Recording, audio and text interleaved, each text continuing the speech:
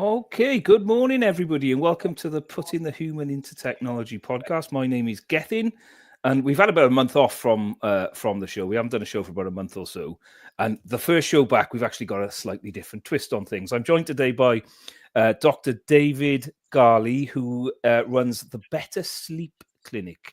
Welcome, David, and thank you for agreeing to be a guest. Morning. Thanks for having me on. Oh, you're very welcome. You're very welcome. So for our sort of usual sort of viewers, this is going to have a slightly different slant because David's not a CIO, CTO, data person. David's a doctor that specialises in sort of better sleep, as his clinic suggests. Now, David, just to kick things off, and before we get into the questions ourselves, do you want to just introduce yourselves and tell us a little bit about your clinic and what you do? Absolutely, yeah. So I'm David. I am a GP, but also director of the Better Sleep Clinic. So the majority of my work is actually with sleep. So we do a lot of work on a one-to-one basis with clients. So we work with various sleep disorders, so insomnia and obstructive sleep apnea, circadian rhythm disorders, which we'll perhaps talk about a bit later. So we work with clients on a one-to-one basis. We also work a lot with organisations because sleep's a really important part in the workplace. So it underpins a lot of what we're interested in terms of the workplace. So workplace employee well-being, mental health, absenteeism, risk of accidents, and staff turnover. So that's a large area where we work. But also we work with high-performance sports. So we work with the Olympic team. We work with the Lionesses. Premiership football, Formula One, and actually a lot of that is really about sleep's role in performance and recovery. So two really big things there, probably performance, recovery, and mental health. So it's a really interesting field, sleep. It's rapidly expanding, and a lot of that is really driven by the increasing evidence that links poor sleep to all these important areas. So your physical health, your mental health, and your productivity. And so the Better Sleep Clinic is an online clinic. So we don't have a physical premises, but we are sort of everywhere but nowhere throughout the UK. Okay, but yeah, it's a really interesting place to work. Cool. You touched on a few sort of things there. The sort of sleep disorders, which I know people can suffer with. I don't think I've ever, well, not necessarily suffered with any myself. They have the odd night where I can't sleep, and I never kind of get to the bottom of it. And I suffer quite a lot with. I think we've spoken to this in the build-up, sort of jet lag, and especially as I've got older, the impact that's had on my or the travel's had on sort of jet lag and how that's affected me on certain trips. So it's a really interesting area. I guess kind of the first sort of question I would have, just putting a sort of data and technology slant on this, is how do you sort of define and quantify good sleep? How do you, like, what data do you measure? Which metrics matter most? Is it like total sleep time? Is it the various different stages of sleep? I sound like I know what I'm talking about. Yeah, I really don't. I know there's different stages in sleep, and you can have interrupted sleep as well, I guess. Yeah, absolutely. And that's a really good question is how do you know if you're sleeping enough? So there's various standards that you can go by. So we would say there's a range of hours that you should sleep. There's a myth that everyone sleeps 8 hours. It's not quite true. It's probably a range somewhere between 7 and 9 Okay. for most people, but there are people outside of that as well. So some people need to sleep much longer. They need to sleep somewhere like 10 hours. And other people sleep much less. So Margaret Thatcher famously I was said just she going only to ask slept, about her because she was like 4 hours yeah, a night or something. That 4 was a hours. very publicized thing of the sleep she used to have. But also publicised was several photos of her sleeping in meetings. So Yes. it's possible she got that wrong. But no, rarely some people do sleep a lot less. But the big thing we know with healthcare across the board, and sleep is no different, is that we're all very much individuals and everyone is very different. And so it's really about how do you as an individual know if you slept very well? And the best way to think about that is really to think about the value of sleep. And the value of sleep is in underpinning your daytime function. And so its daytime function is the best indicator. So if you're waking up pretty briskly and feeling alert throughout the day, feeling energized, good in mood, and that sustains you throughout the day until your habitual bedtime and you fall asleep quite quickly, the chances are you're probably sleeping quite well. So that's probably the best test. There are other metrics, and what has really kicked this discussion up has been wearable tech. So wearable tech's been around for probably a decade, I think, in widespread usage. and every update, every new version is more accurate. It's a bit of a mixed bag. It collects various metrics. So some of those that you mentioned earlier, Geth, was things like total sleep time. So total sleep time is actually fairly accurate. So how the device works is if it is dark and you're not moving and your heart rate is probably a bit lower and there's a few other metrics, it will make the assumption that you're probably asleep. And when you compare that to the gold standard test, which is an in-hospital test called a polysomnogram, so that's when you have the electrodes across your head and various other kit on. That's the gold standard. So it's pretty accurate actually when you compare it with gold standard. But where it is more of a mixed bag is with sleep staging. So as you said, sleep isn't one state, it's several states, broadly divided into two. So one state is associated with very brisk and fluttering eye movements. That's called rapid eye movement sleep, which you might have heard of. Mm-hmm. That's your vivid dreaming sleep. And then you have non-REM, non-rapid eye movement, which is further subdivided broadly into light sleep or deep sleep. And actually, when you look at a wearable tech's ability to sleep stage, it's probably accurate somewhere in the region of 50% of the time. So, Okay. yeah, good amount lower than you'd probably need to make a workable conclusion there. But the tech always moves on, and each edition is better. I'm sure they'll get there at some point, but it's not quite there yet. But It's there's a not few perfect. metrics that you have got to pick from. Yeah, well, that was my next question around the sort of technology and devices, and you mentioned sort of wearables there, and you said this kind of 50% accurate, and you mentioned, I guess, the in-hospital test is the sort of gold standard, and we're not here to endorse other products, but are there any particular products that are better? I don't want to say better than others, but ones you would recommend for people if you were looking to track sleep? And I know that's kind of putting you on the spot, and it's not meant to, but it's more like, what's the No, best that's okay. Yeah. wearables that are more accurate? I think across the board, the only metric that's really reliable is total sleep time, Yeah, and that's pretty even between most high street brands. So I think either of those would probably be fine. I mean, where the tech is really good is often with that app, and I think one of the biggest things that wearable tech has done for sleep is it's pushed it up the agenda. That when you look at your app, it's not just hydration or step count, resting heart rate. You see sleeps on there, you think, well, sleep's clearly important. And so all of the apps have done a great job for that. And I think they're all pretty decent at measuring total sleep time. So I probably wouldn't pick one more than the other. It's probably on those other metrics and more about tracking your cardiovascular function, and your GPS is quite useful if you bike or run. That's yeah. quite a useful piece of kit to have. But for sleep, I'd say it's all pretty much about total sleep time. About total sleep time. Okay, cool. Well, that's probably covered off the technology and devices and that kind of thing. So I guess I'd like to ask you now about perhaps examples of individual sleep data that's led to meaningful change, but also sort of, I guess the question would be is when it comes to analyzing this data, does it lead to meaningful change? Is it something that people should pay attention to? Or is it something that they can overthink? Because I like the example I would use is like if I've got to just using sleep, I generally sleep. I feel like I sleep pretty well most of the time. But if I've got to get up early, like I've got a flight to catch, that'll be on my mind, and that'll probably stop me getting off to sleep, and then I won't get as much sleep as I normally do. But then I think the adrenaline of needing to get up wakes me up, and it kind of keeps me going.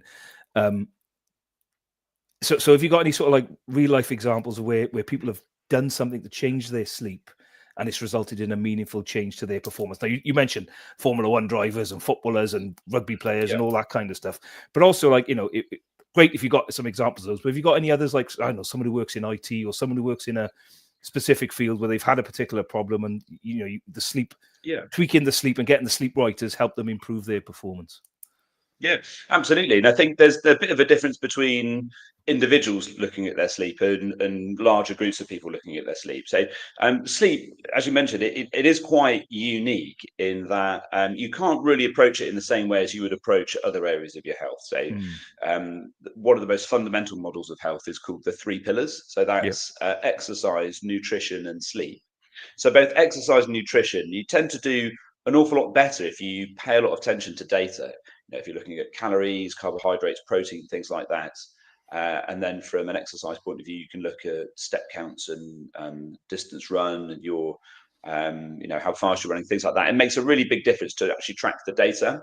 But sleep, you have to be slightly cautious of, and part of it is because, as you say, you can over focus on it. So a lot of what makes sleep different is, as a process, it's about the impact of stress and worry and anxiety on sleep. And the reason that these things are very relevant is, if you think about sleep, it's a really vulnerable state to be in. That evolutionary wise, we would have been lay on the floor for what could be 10 hours, eyes closed, not listening, not paying any attention at all. So any predator could come up and eat you during that sleep period. And so the way that you offset the risk is in the pre-sleep period. If you perceive any stress, any threat, any worry, your body's response is to stay completely awake. And so when you over scrutinize sleep, you can actually build a lot of expectation and anticipation and inevitably stress and worry about sleep.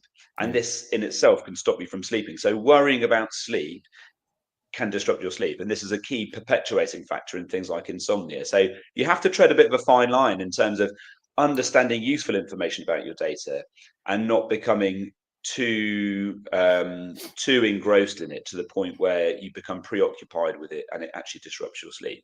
So that's one way in which you have to fundamentally approach sleep differently. However, there are other sleep disorders which aren't really related to that preoccupation and anxiety around sleep. So jet lag's quite a good one. So jet lag is a type of sleep disorder. They're called circadian rhythm disorders. So your circadian rhythm is this natural rhythm, this natural cycle we have that tells us, is it day or is it night? And it's a key driver for our sleep. And we've evolved this because, as a species, we're very reliant on light to carry out our activities. That we're not like, I don't know, who can hear very well, or animals that can sniff their way through a forest. That we need to be able to see to be able to do things. And so we've evolved to be active during daylight hours and sleep at night. This has this natural rhythm, this natural momentum. But if you're picked up and you're moved to another time zone, so if you work in Seattle or Japan, your circadian rhythm might be very good and robust. But if you're suddenly that's at odds with local time zones, you find that you don't sleep very well. And actually tracking some data on what are your current activity levels, something that we call actigraphy. So that's when you're awake broadly and when you're asleep, which can be tracked with wearable tech. Then that could be quite a useful way of understanding how you need to change your sleep and wake pattern to fit in as quickly as you can and assimilate to that local time zone. So that's one way that actually tracking data can really help. And another way is also with circadian rhythm disorders, but ones that we call intrinsic circadian rhythm disorders. So jet lag is an external, extrinsic circadian rhythm disorder, because there's nothing actually wrong with your rhythm. It's just you've been moved to the wrong time zone. Same as shift work would be the same. Intrinsic is just when you are, in broad terms, either too much of a night owl or too much of a morning lark, and it's just at an extreme. And the way that you can try and bring yourself back in line with a conventional sleep-wake rhythm is often through paying a lot of attention to when you are awake and when you are asleep throughout the clock, and then trying to incrementally bring your bedtime either forwards or back, depending on where you are mistimed. So technology can be really helpful with that, because up to this point, we've had to rely a lot on more subjective measures and things like carrying out a sleep diary. So that's just, as a person, very much the old-fashioned way of just chalking down when you're awake and when you're asleep, when you exercise, when you might drink alcohol, when you have your medications, things like that, other things that would influence your wakefulness or sleepiness. But with technology, that can be much more enhanced. So that's so these are ways that technology can help you as an individual with your sleep.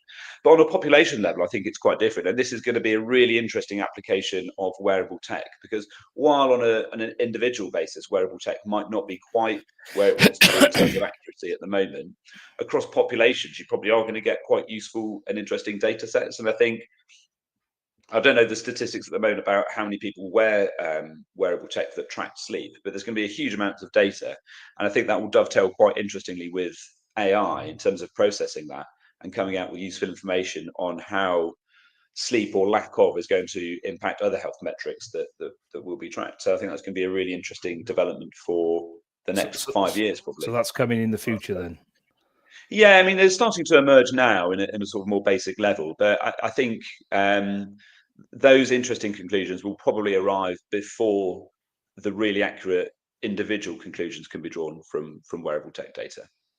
Okay, cool. So just sticking on that theme for a minute. I've got other questions I've got written down here, but I'm going to loop back to them in a bit.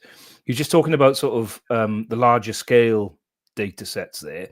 Have you noticed, and have you had access to any of these, but are there any particular patterns or trends that have come out of the data that you have seen that might surprise someone like me that's a non-specialist? Is there like correlations with like age, for example, or lifestyle or seasonality? Do people sleep more in the winter compared to summer? And I guess with the light, that might be a thing and depend on the region of the world that you live in. But is there anything out there that might that might surprise me in terms of the sort of patterns that you're seeing?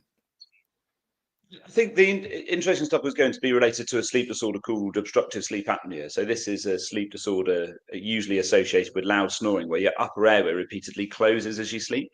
Yeah. So large parts of your airway are held open by muscles, and as you sleep, these muscles relax, which causes your airway to narrow, and your Right. airway can actually close, causing a pause in your breathing, which then leads to really fragmented and poor quality sleep. And this becomes a lot more common as you get older. Yeah. So now we've got the advent of wearable tech. I think this is going to be more or less time zero, and we're going to get a lot more interesting information on the degree of sleep disruption that will be coming as a result of aging. So the new Apple Watch is meant to be a lot better in terms of tracking apneas, still not to a diagnostic level, but I think that's clearly arrived now. That insights into respiratory function as you're sleeping. So that would be a really interesting thing to track. Okay, fab. Awesome. Well, thank you. That's kind of the end of the questions I had written down. I'll get to the fun question in a minute, David, but can I just loop back to a couple of the points that you made earlier on? You were talking about insomnia and people, it's probably not the right term, actually, insomnia, but people struggling to sleep and the stress of trying to get to sleep. How would someone who is trying to sleep in a stressful environment? Now, I've read a little bit on this previously, and it's just kind of came to my mind as you were talking about it. But let's just say you're a soldier fighting in battle, for example, VE Day and all that stuff going on. People would have slept during that time. Are there any techniques people can use to get into that state where the worry goes away and your surroundings don't matter? Because I've read somewhere that military people were quite good at this in a sort of combat zone generally, because they need to sleep, so they go and sleep and they can just shut it out. But is it a particular technique they can do for that, or is it not something you'd recommend and would advise there's the definitely general ways that you majority to can stay away improve from? your sleep. Yeah. Yeah, there's definitely things that you can do to improve your sleep in stressful situations. The key point really starts with understanding the mechanics of sleep, because sleep isn't something that we have direct control over. We can't make ourselves fall asleep. That's just one of the way that sleep is different to all these other vital processes. You can make yourself eat, you can make yourself drink, you can't make yourself sleep.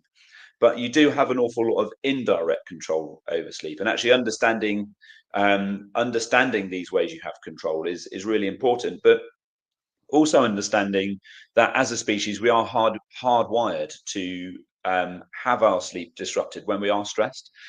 This is an evolutionary thing, as I said earlier, about that vulnerability of sleep. The reason we've survived so long is when we're stressed we don't sleep. So you have to lean into that a little bit, and actually in anticipating poor sleep during periods of stress, it doesn't tend to bother you that much. If you lie in bed trying really hard to sleep, getting annoyed that you can't sleep, that then drives up stress and worry, and actually that makes sleep much more difficult to come by. So anticipating it is important. And you mentioned a really interesting context, so the military, but we also work with those high performance sport clients that were mentioned earlier, that on the run up to an important match or an important race, the night before, which is the night you really want to get good sleep, because you are a bit more stressed, a bit more anxious, that is usually the night that you don't get the sleep. So just anticipating it and knowing that your sleep will be disrupted is key here. But another driver of sleep is actually how long you've been awake. And this comes back biochemically to a substance called adenosine. So whenever you're awake, your body makes adenosine. The adenosine accumulates, and the more adenosine you have, the more sleepy you feel. And the only thing that can get rid of adenosine is sleep. So it's basically the idea that the longer you're awake, the more sleepy you feel. And you can use that to your advantage. So if you push your bedtime a bit later, if you get into bed at midnight rather than 10, you've got 2 extra hours of wake. So you've got 2 extra hours of increased sleep appetite. And so if you anticipate that you're not going to sleep very well because of, a stressful work context or, upcoming events, push your bedtime a bit later. Be more sleepy when you get into bed, and you will find that you will be more likely to fall asleep quicker and stay asleep. And the last point I would probably say is to really just trust in all these other components of performance. So while sleep is a really important part of performance, it's really important for sport context, military conflict context, but also even just day-to-day work. You can trust in your own training, in your own ability to do things, because people often worry, often out of proportion to the issue, that they worry too much that they're not going to function, when actually, even if you don't sleep at all, you will probably function a lot better than you think. So do trust in your ability to do that. Yeah, and that's interesting about the sort of staying up and the sleep appetite. If like, let's just say, I'm going to be going to the States at some point, probably a couple of times this year for work. Would you advise? And I know people have done this, and it doesn't seem to work for me. Probably for the reasons you've just said. I'm worried about not having enough sleep to function. But some people, they will stay up and try and sleep on the plane, and then when they land, they're kind of in a wake state, and it'll be like, I don't know, 11 a.m. US time, and it feels a little bit more like morning for them. And they might not sleep much on the plane, but they've kind of tried to adjust before they get there. Yeah. So there's different techniques. So if you're there for a longer period of time, you probably want to try and assimilate to the local time zone as quick as you can. And so general techniques for doing that is that you can do pre-travel partial circadian adaptation. So if you're flying to a time zone that's later than you can try and get up later. You won't be able to do it a lot, but you can normally get away with an hour and go to bed an hour later, and try and get that circadian adaptation starting early. Then when you get on the plane, you want to change your watch to what will be the destination time zone, and just try and stay in sync with that, and try and avoid the urge to sleep at the wrong time on the plane. Yeah.